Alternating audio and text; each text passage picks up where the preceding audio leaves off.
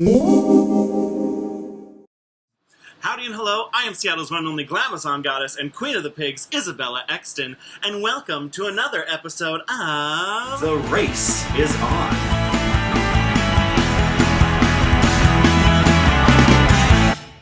Howdy, howdy. Today we are back reviewing episode 3 of RuPaul's Secret Celebrity Drag Race, and this episode was the RuPaul Roast, and this was a great episode. But before we get into the episode, let me introduce my special guest this week. She is your national reigning bearded queen.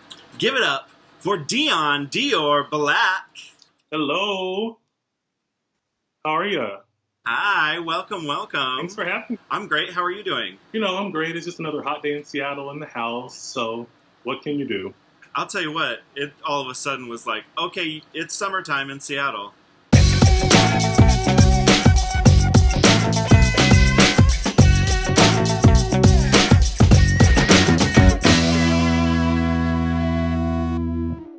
It's still hot right now, but I got my dope fan because it's dope. Got my girl by.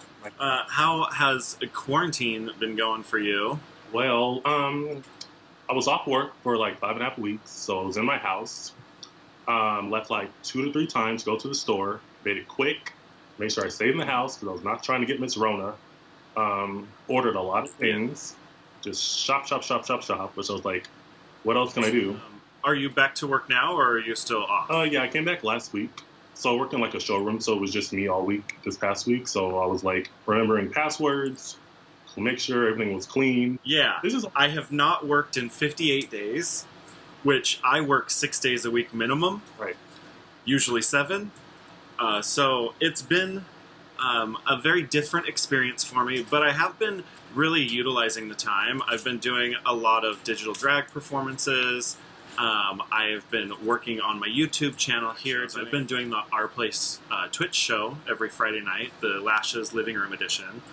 You did that this last week. But yeah, I've been having a lot of fun kind of working on my digital presence a little bit. And then I also am more organized right now than I've ever been in my entire life. You said you've been doing some shopping? Yeah, I bought myself like 3 pairs of shoes. Well, Terry bought myself some more clothes. I like counting all my drag wigs. I have like 25 wigs, and I only wear like 6 in rotation. Bust this stuff out and just wear it. So, done that. My wig's organized, my drag is organized, and now I'm waiting on my H&M delivery and my Nordstrom's rack delivery for Terry, because Terry deserves nice things too. With Miss Rona showing up and your title, National Bearded Queen, what is happening with the pageant this year, and are you going to be our National Bearded Queen reigning for 2 years? So, funny story, this weekend marks a year that I won. So I think Tuesday marks a year where I would have stepped down, but because Miss Rona popped up, removed it to 2021. So I am Dion Dior Black, your National Bearded Queen, 2019 and 2020. That's great. Before we go any further, I want to make sure that all the viewers go and follow your social media accounts at Dion Dior Black on Instagram. Also, make sure to show Dion some love on Venmo at Dion Dior Black on there. Help a queen out. But speaking of supporting queens, if you're enjoying the content I'm putting out on my channel, feel free to tip me at my Venmo or my CashApp. It is greatly appreciated. Make sure to follow me on all my social media accounts at IsabellaExtynn, and subscribe to my YouTube channel. Hit that red subscribe button, and then go ahead and ding that little bell to get notifications on everything happening on this channel. She's experienced with a plug. You're going to win the challenges on Drag Race. Just watch. Well, if they'll ever put me on the show. I'm talking to you, RuPaul. Dear World of Wonder. Anyways, we are here to talk about episode 3 of RuPaul's Secret Celebrity Drag Race.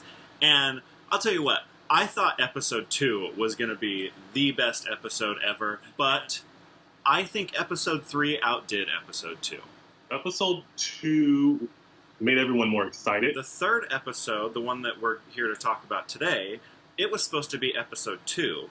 Do you think it should have been called RuPaul's Celebrity Drag Race instead of Secret? I actually think that adding Secret was a last-minute decision because none of the actual celebrities on there ever say the word secret. They all say Celebrity Drag Race.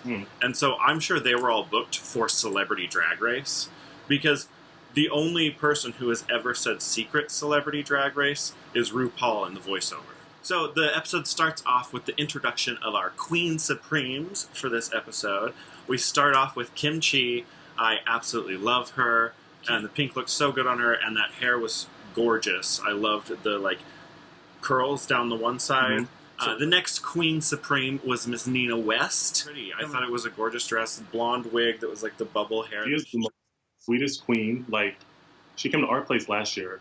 We were upstairs in the dressing room singing like SWV, and all of a sudden you hear someone singing along, and then we stop, and she like comes around the corner. It's like, why y'all stop?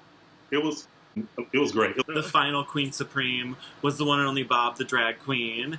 I love Bob with the ponytail, inspired by today's ponytail, but I just love Bob. The next introduction of the show is the introduction of the celebrities. Yeah. And the first celebrity to enter the workroom is the one and only Alex Newell. He is a recording artist. Touch my body, kill the lights tonight. He was also on Glee and the Glee Project. Here. When he walked through, I was like, I know who this is, because Amora does a lot of Alex Newell numbers. Yeah. And the next one was Dustin Milligan, who I was very, very excited to see because I'm a huge Schitt's Creek fan. I love that he was a super fan of the show. His Lonely Cart, I scream so loud. There's a lot of celebrities that are like, I'm such a big fan of the show, but then they don't actually like really know. And he was like, I'm a super fan of the show, and then kept like bringing up different things that have happened in the show's history. Then the last one was Matt Iseman. I was shocked to see him come in. He is the host of American Ninja Warrior. He was on The Apprentice with Carson Kressley. The first thing they had to do was quick drag, which this has been hilarious every time, and this time was really no exception. Alex just like saunters over and grabs exactly what he needs because he already knows. Like someone, you know, Betty runs the race, and everyone's like, LeBron, how do you do this? Alex looked beautiful, and then Dustin looked cute-ish, you know, but he was just a real cute man. So, and Matt was a full-on mess. So then it goes on to the mini challenge, and this was like a multi-part mini challenge.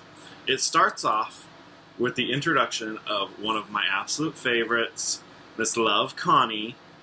Now, for anybody out there that doesn't know who Love Connie is, oh my God, the bend and snap works every time. That's Love Connie. And she is leading them in their cheer tryout warm-ups. That all happens. They're all like, oh, that was fun. Yay, this is over now.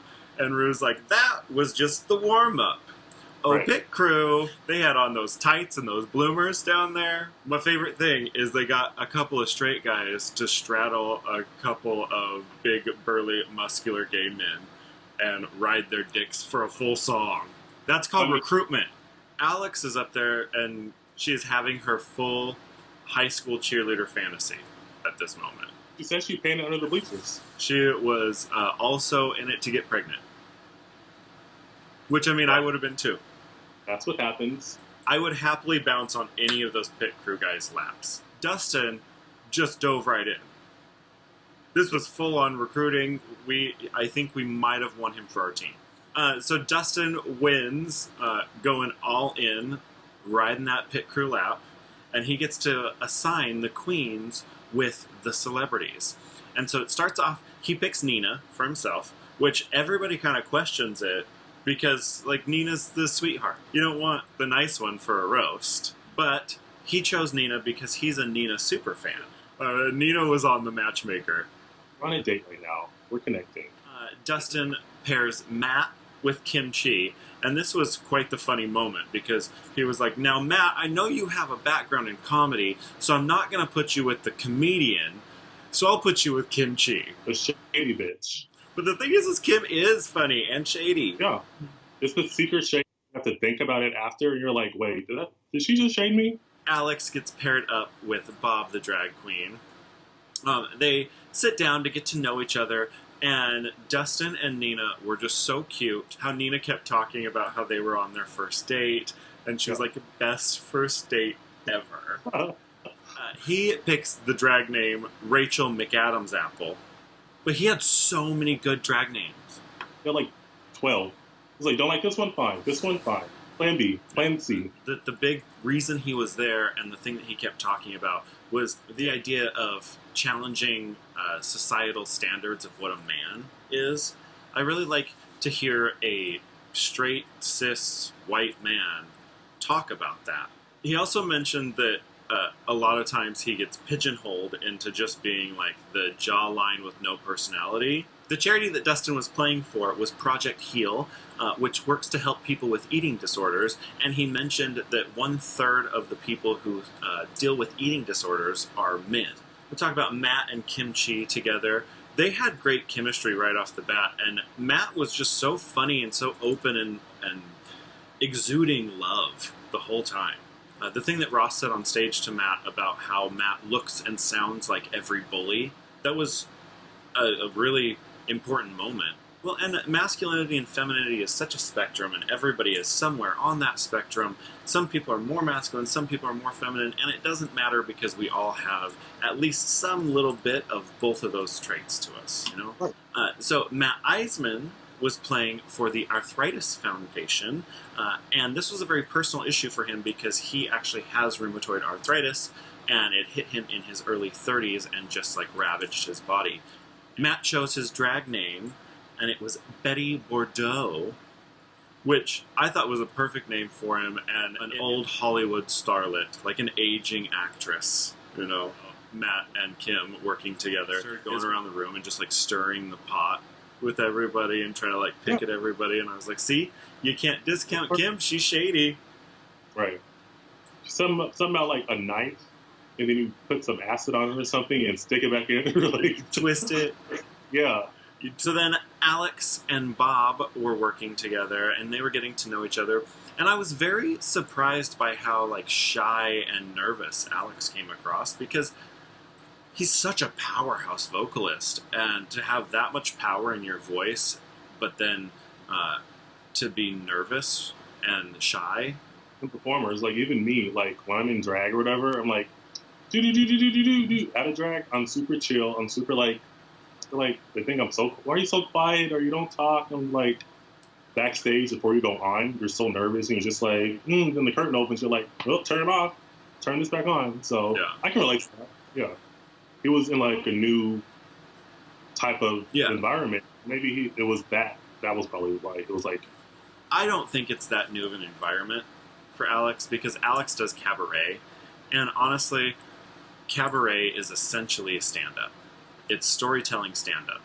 A roast, maybe not, but Alex also had a coach to help get them there on the jokes for the roast. And the charity that Alex chose was HMI, and it is a charity in New York City that helps out homeless youth and provides housing and medical treatment for them.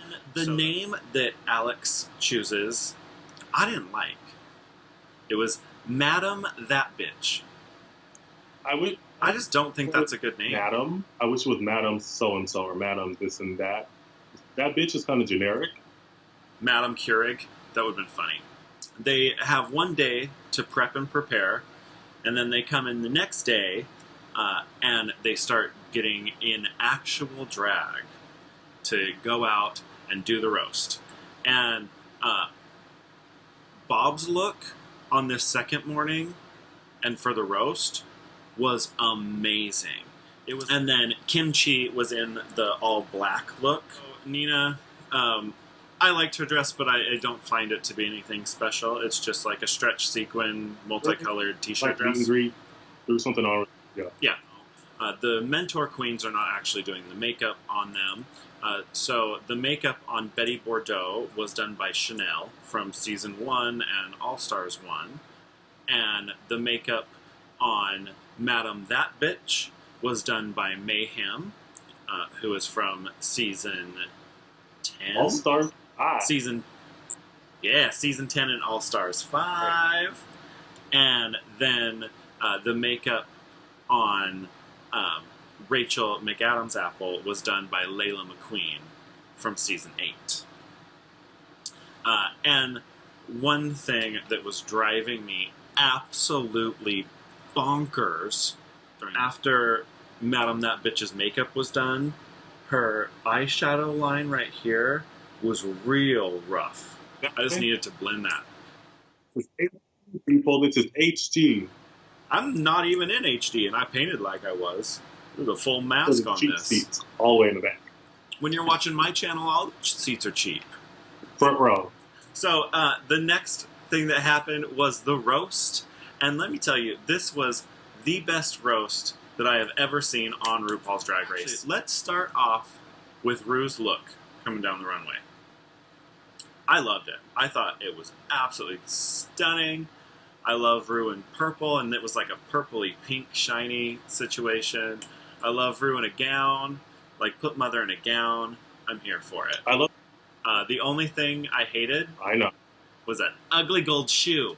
They opened the roast off with Nina, which I think is the perfect person to open the roast off because she is the sweetheart. Right. And she's the one to welcome everybody. And she was so funny. Yeah. She made some really good jokes. I loved when she said, one train wreck is a tragedy, and 4 train wrecks is our touching town. And then she introduced Rachel McAdams' apple, who was absolutely hilarious. Because according to the men's bathroom,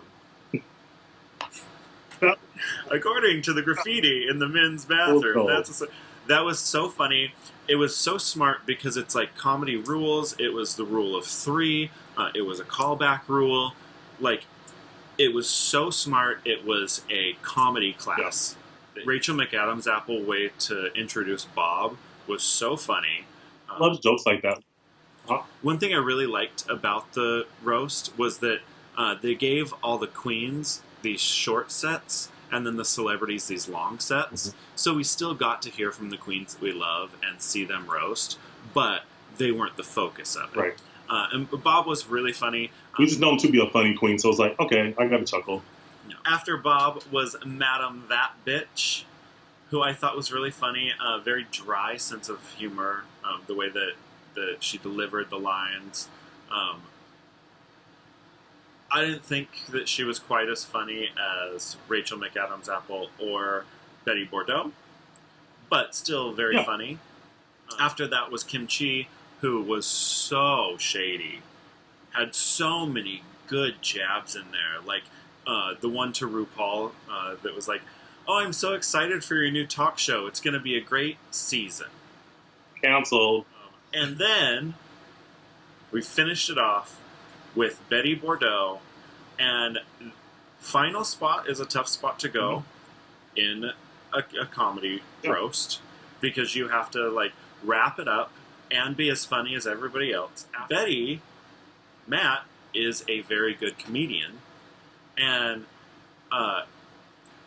the joke with Michelle that he came up with, like, on the fly, got up there and was like, oh, I didn't know that visage meant face. You know, usually you choose a name that accentuates a positive characteristic. Right. You know, that was hilarious, and Matt blew them out of the water. Rachel McAdams' apple gave a lesson in how to do comedy, and Betty Bordeaux said, and this is the masterclass. So then it comes down to the runway, and the runway theme for this episode was Best Drag. The first one coming out, Rachel McAdams' apple, this blue sequin outfit I thought was gorgeous. Nice little link. I loved it. The only thing I didn't like was that you could see the breastplate peeking out. But I thought she looked beautiful. Her walk was terrible.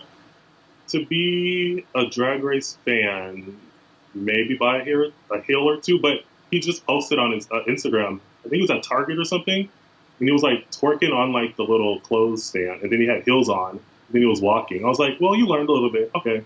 The next one down the runway was Madam That Bitch, and she was in the red, like, nod to Marilyn Monroe, and I really liked this outfit. I thought it was gorgeous. I liked it with the yellow hair to give it kind of a pop art feel of Marilyn Monroe. It was kind of like the nod to Andy Warhol, Marilyn, Gentlemen Prefer Blondes, that whole moment. I thought it was really pretty. It reminded me of Heidi's makeover challenge with the long sleeve thing going on.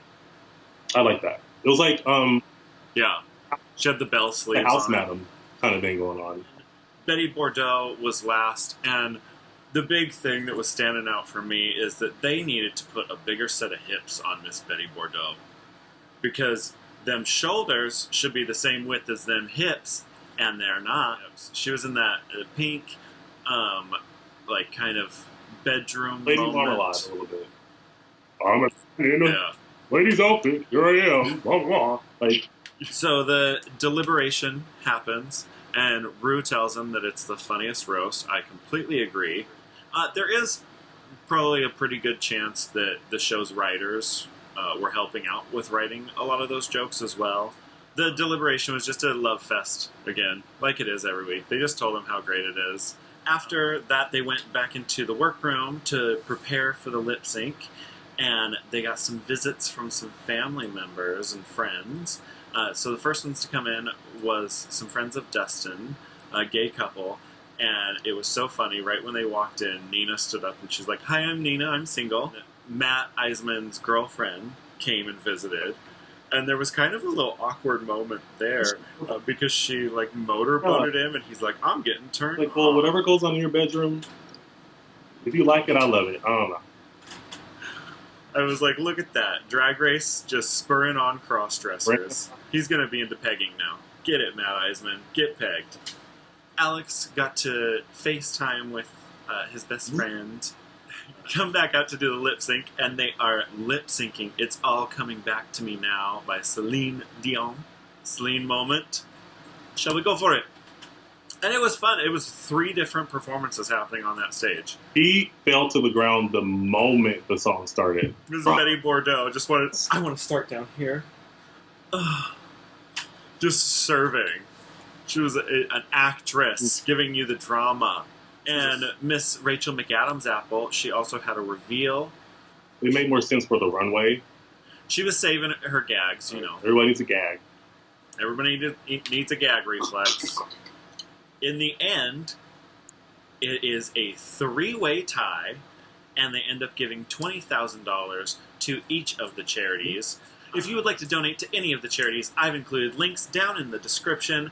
Go ahead, hit those links, and help these charities out.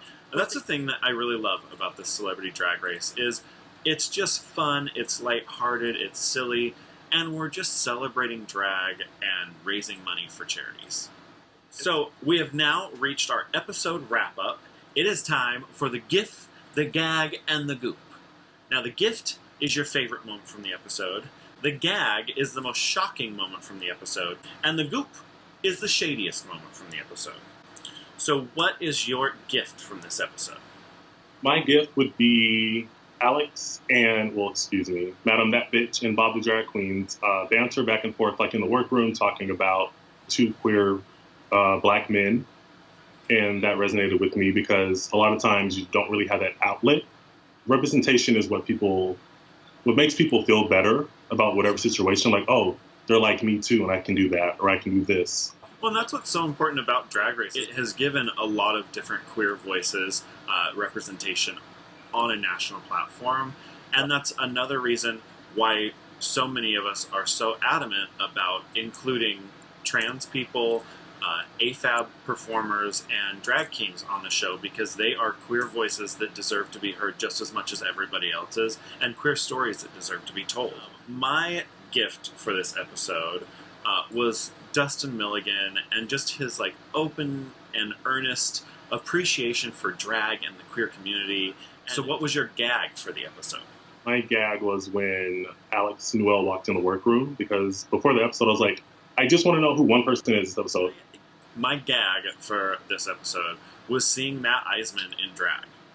So what was your goop, the shadiest moment? My goop was kimchi.